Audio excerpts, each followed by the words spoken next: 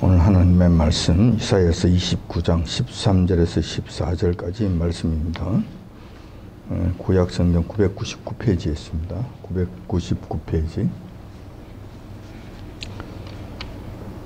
이사야서 29장 13절에서 14절까지 말씀. 자신 줄 알고 제가 받들어 봉독하겠습니다. 주께서 가라사대 이 백성이 입으로는 나를 가까이하며 입술로는 나를 존경하나 그 마음은 내게서 멀리 떠났나니 그들이 나를 경외하면 사람의 계명으로 가르침을 받았을 뿐이라. 그러면 내가 이 백성 중에 기이한 일 곧 기이하고 가장 기이한 일을 다시 행하리니 그들 중에 지혜자의 지혜가 없어지고 명철자의 총명이 가리워지리라. 아멘. 오늘 본 말씀을 중심으로 해서 나를 헛되이 섬기도다 라는 제목으로 말씀을 나누고자 합니다. 오늘은 다산다난했던 2021년을 마지막으로 보내는 주일입니다. 늘 하는 말이지만 정말 세월은 화살과 같이 빨리 지나갑니다. 엊그제 2021년도를 시작한 것 같았는데 벌써 한 해가 저물고 새로운 한 해를 맞이하게 되는 그 시점에 이르게 된 것입니다. 오늘은 지난 한 해를 되돌아보는 데 있어서 다른 어떤 것보다도 우리의 신앙이 어떠한가에 대해서 한번 되돌아보고자 합니다. 주님 앞에 정당하였는가? 그렇지 아니하였는가? 신앙 문제에 관해서 지난 한 해를 되돌아보고자 하는 것입니다. 그동안 우리는 믿음을 통해서 요 하나님을 기쁘시게 한다고 나름대로 열심을 보였습니다. 예배를 통해서 요 하나님을 경배한다고 야단 법석을 떨기도 했습니다. 그러나 그 모든 신앙 행위가 주님 앞에서 얼마나 정당한 것이었는지,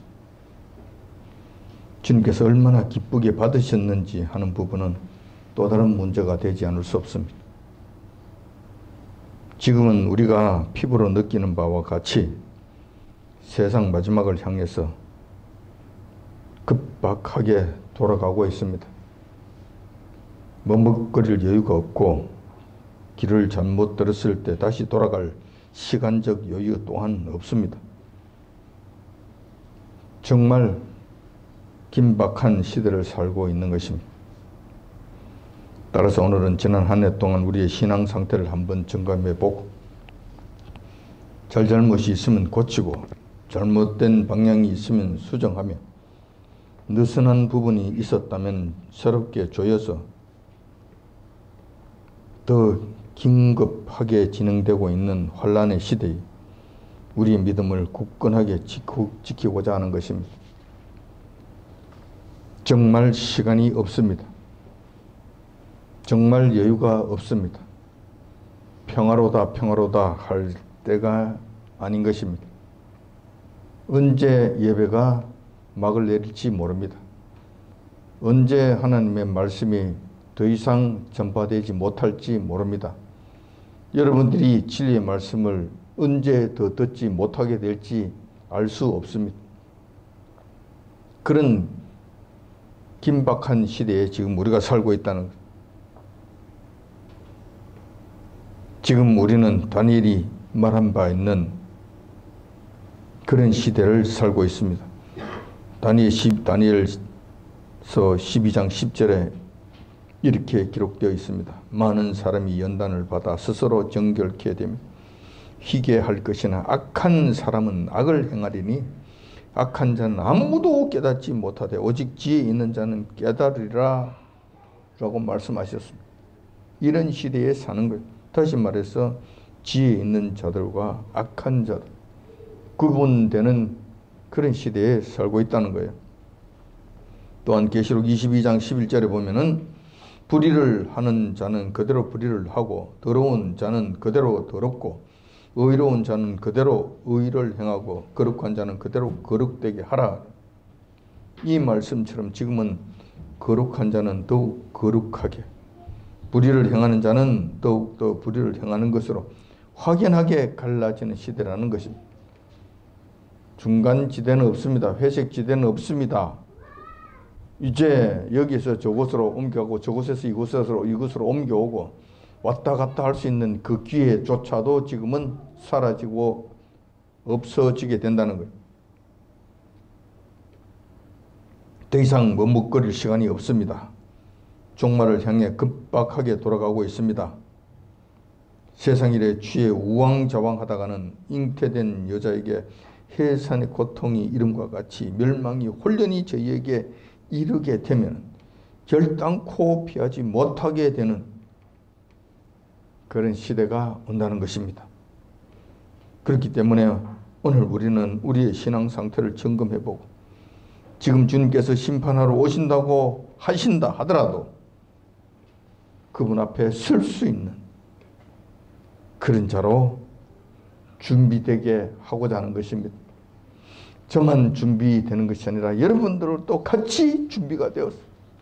주님 오셨을 때 여러분들과 더불어서 주님 앞에 가서 주님 저희들이 여기까지 왔사옵니다 하고 나아갈 수 있도록 한 사람도 낙오되지 아니하고 그 자리에 설 수 있도록 하고자 하는 것입니다. 자, 그렇다면 우리가 지금까지 행하고 있는 신앙생활의 문제인데 그 신앙생활의 핵심은 무엇인가라는 거예요. 우리가 무엇을 점검해 봐야 되는가라는 거예요. 무엇이 잘 됐는지 잘못됐는지 어디에 초점을 두고 그것을 다시 한번 봐야 되는가라는 거예요.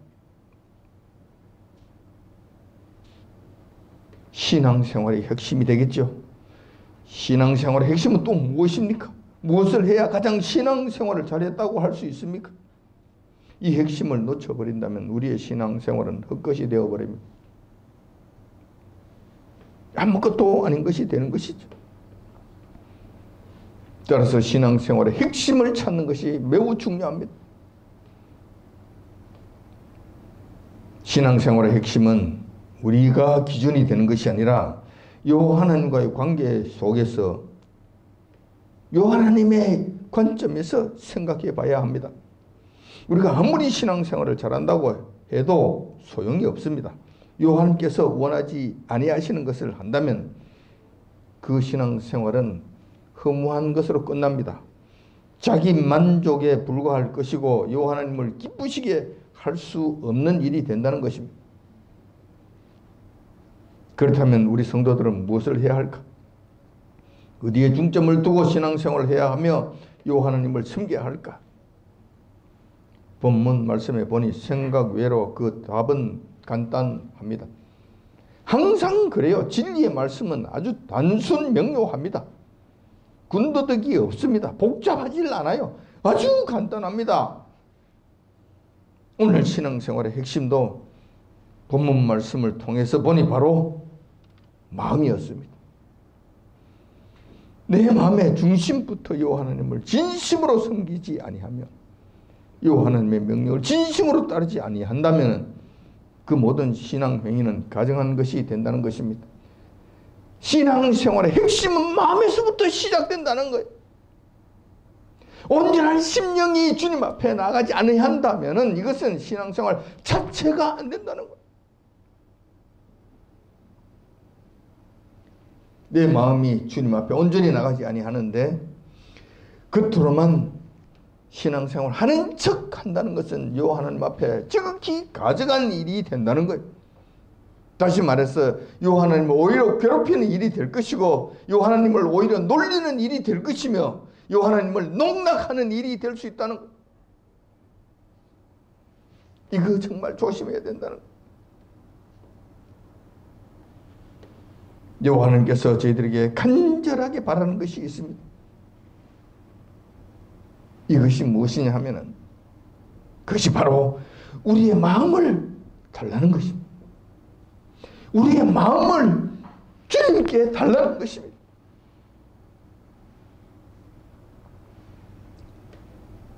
젊은 청춘 남녀 시절에 연애를 하게 됩니다. 그 남자가 그 사랑하는 여인에게 무엇을 요구할까요? 그 여인에게 무엇을 요구하겠냐고요. 그 여인의 진실된 마음을 얻고자 하는 것 아닙니까?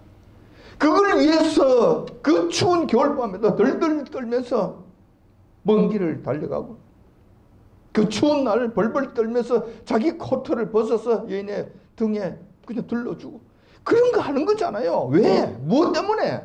그 여인의 마음을 얻기 위해서 그렇게 하는 거잖아요. 하나님께서도 저희들에게 원하시는 것은 그 마음이라는 거예요. 그 마음을 내게 달라는 거예요. 그 진실된 마음을 내게 내어달라고 요청하시는 겁니다. 신앙생활의 요체는 이것입니다. 신앙생활의 핵심은 바로 이것입니다.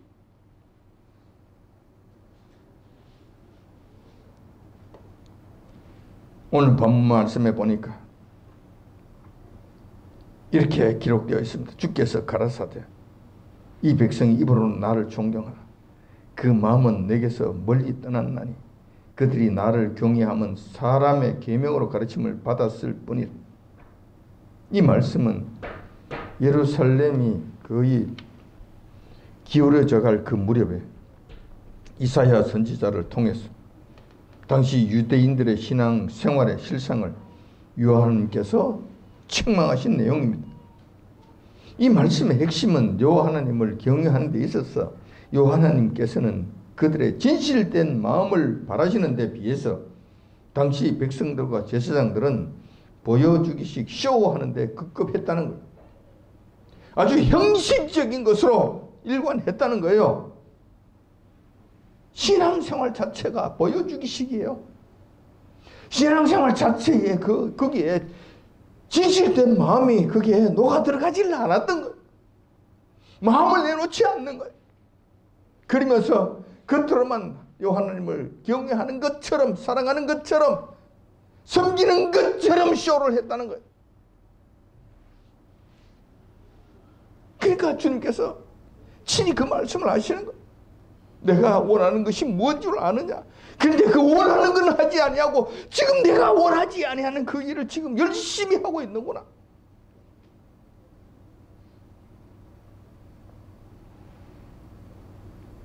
그러시면서 실망하시고 그러시면서 낙심하시고 그러시면서 하나님께서 그들에게 책망하시며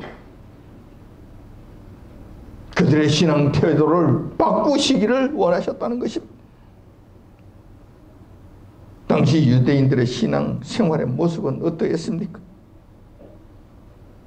이사야 선지자가 당시 유대인들과 예루살렘 거민들에게 본문의 말씀과 같이 책망을 했다면 그들의 반응은 어떠했을까? 그들의 신앙 상태를 볼 수 있는 거죠. 이사야 선지자가 하나님의 말씀을 대언하잖아요. 여호와께서 이렇게 말씀하셨다라고 그들에게 책망하셨잖아요. 자, 이렇게 되면은 그때 유대인들과 예루살렘의 거민들은 어떻게 반응하였을까? 오, 선지자님 죄송합니다. 정말 그러고 보니 정말 잘못했네요. 이제는 하나님을 섬기는 방식을 고치겠습니다. 저희들이 알지 못하고 이 일을 행했는데 저희들에게 너무나 중요한 것을 가르쳐 주셨습니다. 정말 감사합니다. 우리는 지금까지 이렇게 하기만 하면은 신앙생활 잘 하는 줄 알았습니다. 이렇게 하면은 다 되는 줄 알았습니다. 하나님께서 기뻐하시는 줄 알았습니다. 이런 반응을 보였다면 얼마나 좋았겠습니까? 그러나 그렇지 않았죠. 그 당시 유대인들은 완악하여서 절대로 이러한 반응을 보이지 않았어요. 절대로 회개하지 않았다는 거예요. 오히려 이사야 선지자에게 우리가 언제 그랬냐? 우리가 언제 우리가 엉터리로 하나님을 섬겼? 제사 드리는 거 봤잖아. 송아지 잡는 거 봤잖아. 옷 깨끗하게 차려입고 목욕 제기하고 그 제사 드리는 거 봤잖아. 수많은 사람들이 머리 와서 그게 목욕 제기하고 와서 엎드려지는 게 아멘 했잖아. 봤잖아. 어디다 대놔 놓고 지금 엉터리 제사를 지낸다고 우리 손가락질하고 난리야. 그때 그랬단 말이에요. 그랬단 말이에요. 그런데 한편으로는 이해가 돼요. 왜냐하면 사실 그들은 그랬거든. 그 외형적으로 보면 나무랄 것이 없어요. 근데 속마음을 어떻게 아느냐고. 속마음을. 우리가 그들의 속마음을 어떻게 아느냐고. 요한만이 아시잖아요. 요한만이 아시니까 요한님께서만 이 일을 시작하시는 거예요. 사람은 속일 수 있습니다. 사람에게는 거짓말할 수 있습니다. 얼마든지 양심을 속이는 일들을 할 수 있습니다. 그러나 요한께서는 안 된다는 거예요. 이사야 선지자가 어떻게 됐습니까? 전해져 내려오는 그 이야기에 의하면 이사야 선지자는 당시 유대인들과 예루살렘 거민들에게 지독한 미움을 받았습니다. 그리고 명대로 살지 못하고 죽임을 당했습니다. 야사에 의하면은 톱으로 잘려서 극형에 처해서 죽임을 당했다는 거예요.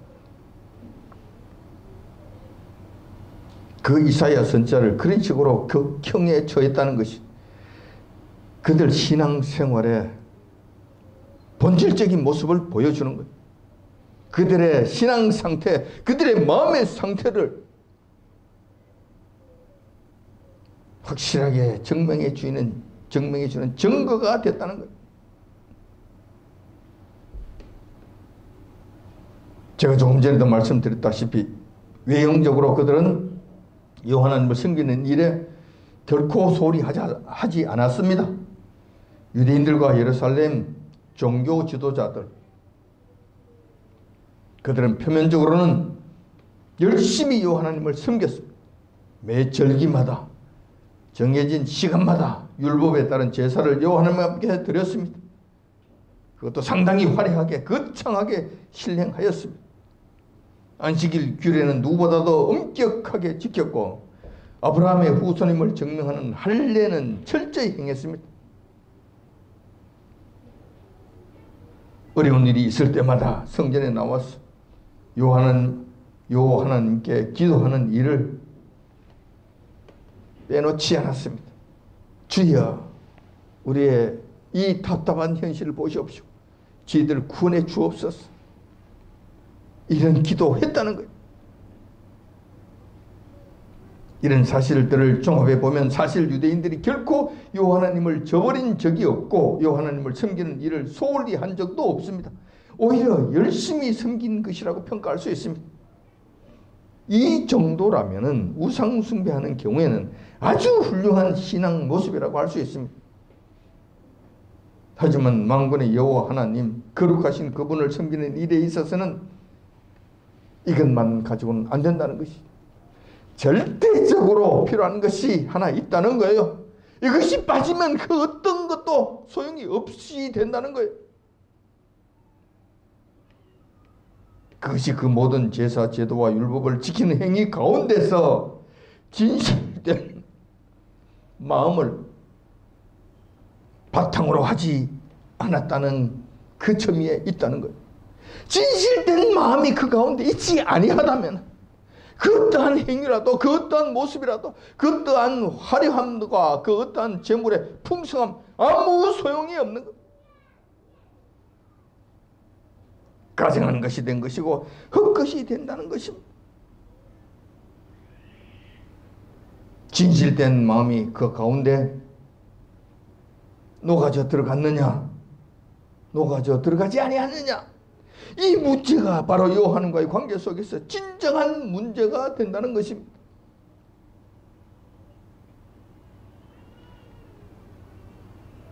이 문제는 예수님께서도 한번 거론하셨습니다.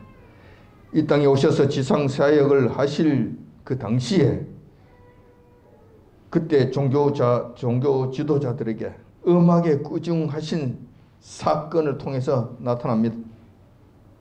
마태복음 15장 7절에서 9절에 그 말씀이 있습니다. 마태복음 15장 7절에서 9절에 보면은 외식하는 자들아 이사야가 너희에게 대하여 잘 예언하였다. 일러스되 이 백성이 입술로는 나를 존경하되 마음은 내게서 멀도다. 사람의 계명으로 교훈을 삼아 가르치니 나를 헛되이 경배하는도다 하였느니. 이 말씀은 당시 종교 지도자들인 바리새인들과 서기관들이 그들에 대해서 야단치시는 우리 주님의 말씀이었던 거예요. 제가 종교 지도자들이라고 말씀드렸습니다. 영적 지도자들이 되어야 될 자들이 종교 지도자들이 된 거예요. 종교. 그래서 여러분들이 제가 사용하는 용어를 잘 구별하여 들으시기를 바랍니다. 영적 지도자가 있고 종교 지도자가 있는 거예요. 종교 행위를 하는 자들이 있까 종교 행위를 하는 자들이 있고 신앙생활을 하는 자들이 있는 거예요. 성도가 있고 교인이 있는 거예요. 교회에 왔다 갔다 하는 사람은 교인이에요. 성도가 아닙니다. 성스러운 하나님의 백성이 아니라는 이야기. 성도는 구원받은 자들을 의미하는 것이고 교인은 그냥 왔다 갔다 하는 교회에 적을 두고 다니는 사람이라는 거예요. 클럽 활동하는 사람들이 사람이라는 거죠. 종교 지도자, 종교 행위를 하는 자들이죠. 하나님을 섬기는 자들이 아닙니다. 종교 행위가 그들에게는 직업이 된 자들이에요. 반면에 영적 지도자들은 그렇지 않죠. 그들의 영혼을 위해서 애쓰는 자들이에요.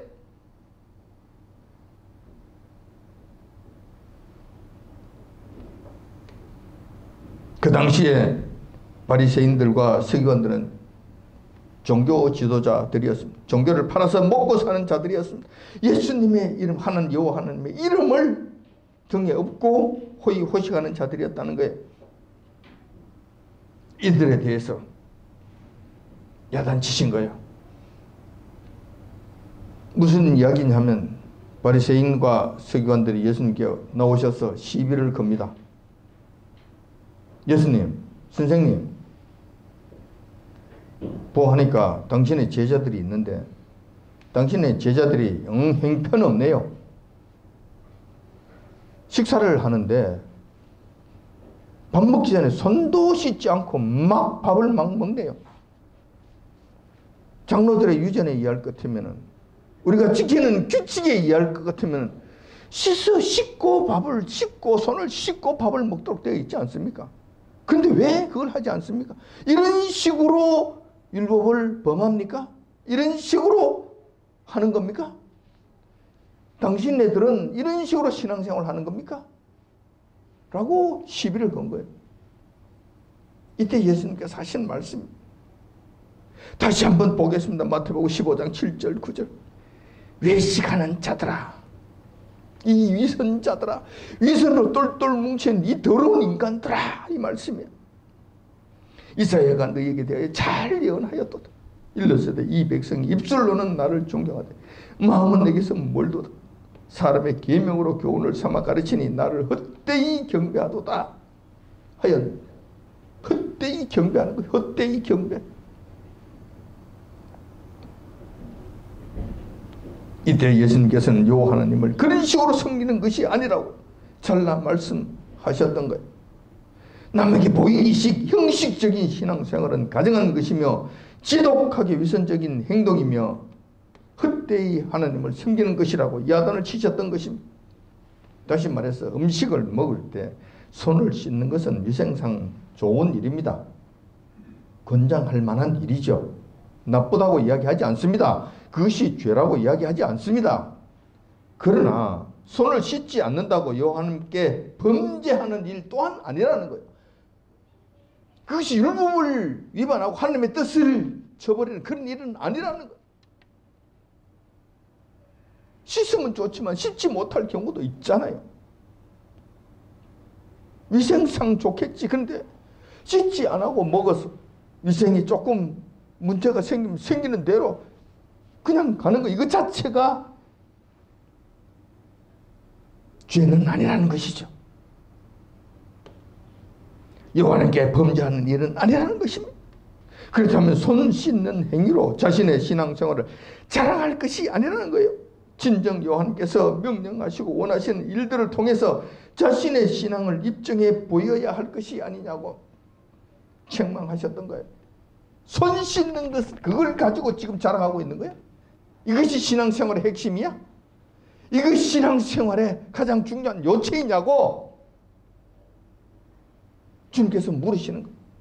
진정 요한님께서 원하시는 것이 무엇인 줄 알아? 그거는 씻지 않는다고 해서 문제가 되지 않아. 요한님께 죄가 되는 것이 아니야. 진정 무엇인 줄 알아? 너희들 지금 행하고 있는 거 있지? 한 가지만 내가 예를 들어서 이야기할게. 내 부모를 공경하라고 명령하셨지. 제 5계명에 그 말씀 있지? 너희들 그 계명을 지금 지키고 있는 거야. 이 더러운 바리새인들과 서기관들아, 이 말씀을 지금 이 말씀에 순종하고 있는 거야. 한 가지만 예를 들어서 내가 너희에게 이야기할게. 마태복음 15장에 있는 말씀이 바로 그 말씀이에요. 그러면서 예수님께서 말씀하십니다. 하나님께서는 너희들에게 계명을 주실 때 부모를 공경하라고 했잖아. 그럼 공경하면 돼. 말씀 그대로 하면 된다니까. 복잡하게 생각할 것 없다니까. 부모님을 편하게 해드리고 부모님께 도움을 드리고 부모님을 존경하고 부모님의 말씀에 순종하고 부모님의 마음을 편하게 하면 되는 거야. 하면 돼. 그렇게 하면 된다고. 뭐 어려운 거냐고. 근데 너희들 어떻게 하고 있는 거야? 고르반이라는 이상한 제도를 하나 만들어놨지. 아주 얄팍한 속임수를 하나 만들어놨지. 고르반이라는 말은 이것은 요한님께 드림받은 거야. 이렇게 고백하기만 하면은 이것을 부모에게 드리지 않아도 된다는 거예요. 다시 말해서 부모는 지금 먹을 것이 없어서 쫄쫄 굶고 있고 아주 고통 가운데 있는데 자기는 쌀도 있고 떡도 있고 먹을 것이 있는 거예요. 이걸 부모님께 공경하면 돼. 드리면서 같이 드십시오 하면 되는 건데 이게 주기가 싫은 거야. 부모님은 돈이 없어서 절절 매는데 자기는 돈이 있어. 그러면 이 돈을 드리기만 하면 조금 나눠서 드리기만 하면 돼. 정성껏. 근데 그거 하기 싫은 거예요. 그러니까 뭐라고 하냐. 고르반이라고 한다는 거야. 이거는 하나님께 드림받은 거야. 부모보다도 요한님께 드리는 것이 더 중요하지. 그리고 요한님께 드림받은 것이니까. 이거 부모님한테 드릴 수 없는 것이지. 그러니 괜찮은 것이지. 요런단 말이에요. 요렇게 한다는 거예요. 요런 이상한 제도를 만들어 놓고 그것을 제5계명을 지키지 아니해도 되는 꼼수를 만들어 놓고 뒤 빠져나갈 구멍을 그런 식으로 만들었다는 거예요. 그러면서 하나님을 섬긴다고 떠들어대고 그런 것은 지키지 않으면서 그런 식으로 제5계명을 완전히 무시하고 짓밟으면서 손을 씻지 않는 것 가지고 시비를 건다고. 이 더러운 나쁜 놈들아. 이 위선으로 가득 찬 이 도둑놈들아. 우리 주님께서 그렇게 야단을 치셨던 거예요.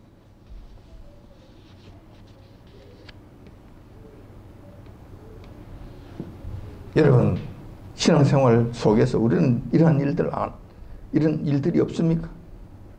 이런 비슷한 행위들은 하지 않습니까? 남에게 보여주기식 쇼하는 신앙생활을 하지 않습니까? 내 마음의 진심은 요한 앞에 드리지 못하고 겉으로만 거룩한 척 하지는 않습니까? 이것은 이제 지나간 것으로 만족하십시오. 이제는 그것으로 끝을 내십시오. 이것으로는 절대 안 됩니다.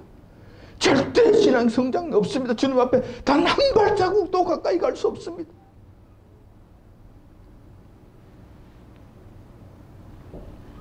이런 식으로 바리새인들과 서기관처럼 이런 신앙생활을 하게 되면 잘 될 것 같은가? 절대로 잘 되지 않죠. 후유증이 없을까? 당연히 후유증이 있죠. 마음에는 없고 보여주기식 신앙생활을 한다면 영생에 대한 소망은 사라진다고 봐야 합니다. 요한님께서 가증하게 보시는 일을 행하는데 그들이 하나님의 나라에 들어갈 수 있겠습니까? 어렵다고 봐야 되겠죠. 물론 심판은 주님께서 하십니다. 제가 이러쿵저러쿵 이야기할 수 있는 것은 아니에요. 그렇지만 멀어진 것만은 분명합니다. 그런데 그것뿐만이 아닙니다. 이후 이 땅에 사는 날 동안에도 심각한 후유증을 낳게 됩니다. 그 후유증은 이러한 것입니다. 오늘 조금 전에 봉독해 드렸던 이 14절의 말씀입니다. 그러므로 내가 이 백성 중에 기이한 일, 곧 기이하고 가장 기이한 일을 다시 행하리니 그들 중에 지혜자의 지혜가 사라지고 명철자의 총명이 가리워지리라. 무슨 말씀입니까? 이런 종교 행위자들에게는 요한께서 지혜와 총명을 거두어 가버리신다는 말씀이에요. 지혜와 총명을 거두어 가버리신다는 거예요. 이렇게 되면 어떤 문제가 발생하게 될까? 아주 끔찍한 일이 발생하게 됩니다. 하나님의 말씀을 아무리 봐도 보여지지 않습니다. 총명이 거두어져 버렸기 때문에 그렇습니다. 말씀을 아무리 묵상해도 깨달아지질 않습니다. 지혜를 거두어 가버리셨기 때문에 그렇습니다. 참 생명의 진리의 말씀을 아무리 들어도 도무지 받아들여지지 않습니다. 지혜와 총명을 거두어 가버리셨기 때문에 그렇습니다. 이렇게 되면 이런 자들에게는 깜깜한 흑암이 앞을 가리게 되고 여호와 하나님께로부터는 버림을 받은 어둠의 자식이 되는 것입니다. 말씀에 대한 깨달음이 없고 말씀이 그들에게 주어지지 아니하고 말씀을 아무리 알려고 해도 알아지는 것 자체를 거두어 버리셨기 때문에 그들에게 남는 것은 영원한 멸망, 하나님과의 영원한 결별, 그 이상 그 어떤 것도 그들이 기대할 수 없게 된다는 것. 심각한 후유증이 그 가운데 일어나게 된다는 것입니다. 한국교회의 현실을 보면 본문의 말씀을 생각하지 않을 수 없습니다. 지금까지 한국교회는 세계 역사 속에서 그 유래를 찾아보기 힘들 정도로 엄청난 부흥의 축복을 누렸습니다. 그에 걸맞게 교회도 크고 웅장하게 지었으며 예배의 모습도 수많은 인파 속에서 화려하게 진행되었습니다. 예배 빠진 적 없고 선교에 열심을 보였고 전도도 한다고 난리를 쳤습니다. 기도도 새벽기도, 헌금, 11조, 열심 그 어떤 것도 외형적으로 볼 때 부족함이 없는 훌륭한 모습들을 보였습니다. 그러나 그 예배와 신앙생활 속에서 진정 하나님을 경외하는 것이 있었는가? 아니면 종교생활을 통한 자신의 부귀영화를 추구하였는가? 이 문제는 우리가 심각하게 생각해 보지 않을 수 없습니다. 양심의 귀를 기울이고 생각해 보면 우리가 어떠한 삶을 살아왔는지 금방 알 수가 있습니다. 그 결과 지금 한국교회는 지혜와 총명이 거두어져 버렸습니다. 하나님께서 이 땅의 교회들에게 지혜와 총명을 거두어 가버리신 것입니다. 그 증거가 있습니다. 그 증거가 바로 하나님께서 행하시는 일들을 지금 이 땅에 행하시는 일들을 그들은 도무지 보지를 못하는 거예요. 도무지 깨달아지질 않는 거예요. 도무지 알지를 못하는 거예요. 하나님의 말씀에 무지한 것도 두말할 것 없겠지. 하나님의 뜻을 분별할 수 없는 지경까지 가게 되는 거예요. 하나님 말씀을 알지 못하니 양들에게 무슨 영적인 양식을 공급하겠습니까? 영적인 양식을 공급하지 못하니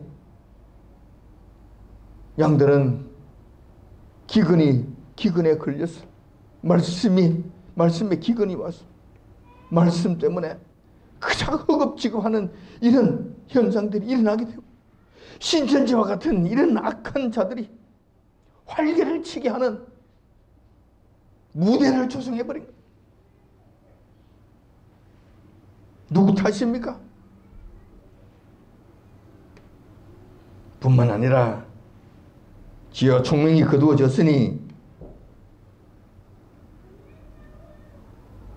하나님의 말씀을 제대로 이해하지 못하고 동성애를 찬양하고 WCC에 앞장서서 참여하고 십자가 외에도 구원이 있다고 떠들어대며 불교에도 구원이 있다고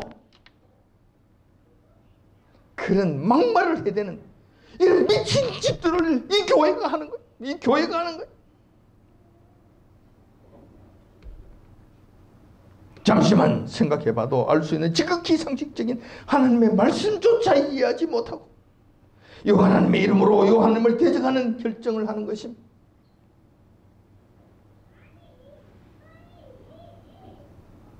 이런 이 말세 때의 징조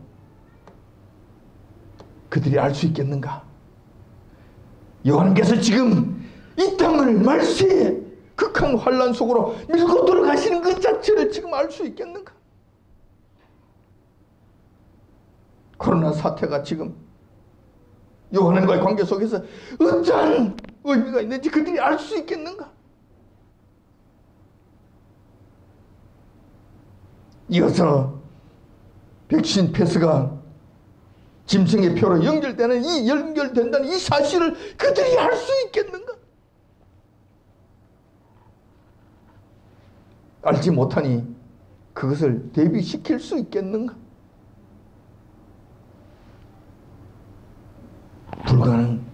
불가능한 이야기죠.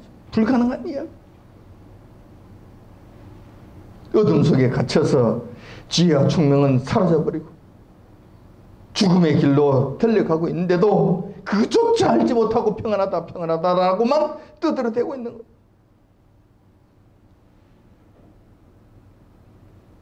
이런 상황 가운데 시간은 쉼없이 흘러갑니다. 성경에서 말씀하시는 거대한 세상 마지막 환란을 향해 달려가고 있습니다. 이제는 정말 시간이 없습니다. 머뭇거릴 여유가 없습니다. 지금처럼 하나님의 말씀을 듣고 배울 시간도 보장받을 수 없습니다. 물론 예배도 더 이상 드리지 못할 때가 올 수 있습니다. 이런 급박한 시점에서 하나님과의 관계 속에서 우리는 무엇을 해야 할 것인가? 깊이 생각해 봐야 합니다. 개인의 문제고 각자의 문제입니다. 저는 여러분들에게 하는 말씀을 그대로 전해주는 것밖에 할 수 없습니다. 결정은 여러분들이 하셔야 돼요. 구원도 여러분들이 받으셔야 되는 거예요. 상급도 여러분들이 받는 거예요. 당연히 거기에 따른 벌도 여러분들이 받게 되는 거예요. 오늘 말씀을 보니 여호와께서 원하시는 것은 바로 진실된 마음이라고 하셨습니다. 이 말씀에 대해서 어떻게 하실 것입니까? 어떻게 할 것입니까? 지금 이 순간 여러분들 어떻게 할 것입니까? 지금부터라도 우리의 마음을 다잡아서 새롭게 하게 하시겠습니까? 진심으로 그분을 사랑하고 진심으로 그분을 경배하기로 다짐하겠습니까? 가식을 버리고 진실되게 주님께 나아가서 다시 오실 우리 주님을 준비하시겠습니까?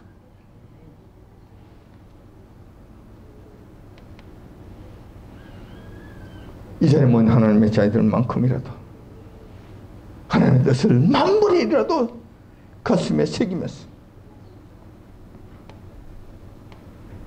온전한 심령으로 주님 앞에 나아가므로 우리 주님 오신다 하더라도 기쁨으로 그를 맞이할 수 있는 자들이 다 되시기를 당부드립니다. 올해의 마지막 주일을 맞이하여 여러분들에게 축복의 말씀을 전하지 못하고 이런 당부의 어두운 말씀을 전하게 되어 저 마음도 불편합니다. 하지만 이것이 여러분들에게 신앙의 약이 되어서 주님 오실 때에 기쁨으로 맞이하시는 저와 여러분들이 다 되시길 예수님 주님의 이름으로 축원드립니다.